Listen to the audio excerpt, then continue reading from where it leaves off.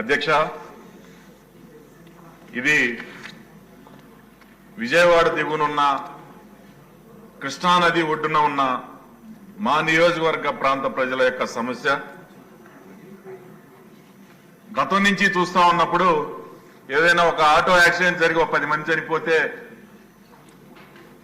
Immediate గా ఆటోల మీద యాక్షన్ తీసుకోవటం, లేకపోతే ఏదైనా పడవ మునిగిపోతే రాష్ట్రంలో ఎక్కడన్నా పడవలో ఏదన్నా అక్రమంగా జరుగుతున్నాయని అటన్నిటినీ సీజ్ చేయటం, ఇది జనరల్ గా జరుగుతా ఉన్నది. ఇది కృష్ణానదిలో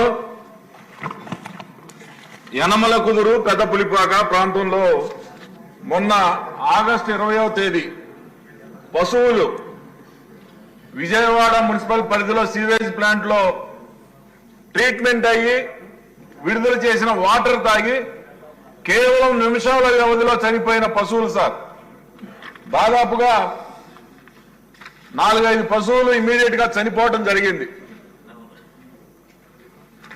ఆ వాటర్ భూమిలోకి ఇంకి పక్కనే ఉన్న మా మున్సిపాలిటీలో నీరు నురగలు వస్తా ఉన్నాయండి.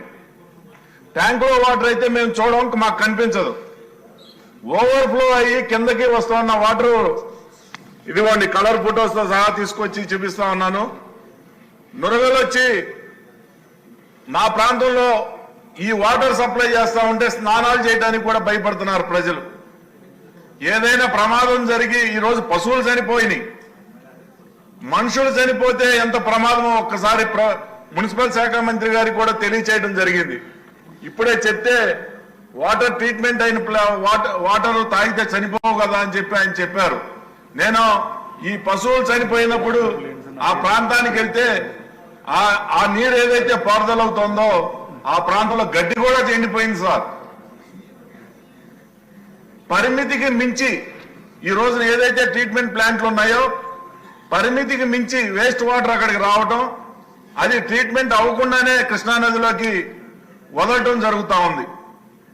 అక్కడ ఉన్న ఎవరైతే పశువులు మేపుకుంటా ఉన్నారో వాళ్ళు కంప్లైంట్ చేస్తే ఆ వాటరు దిగువకు రాకుండా కట్టవేశాం.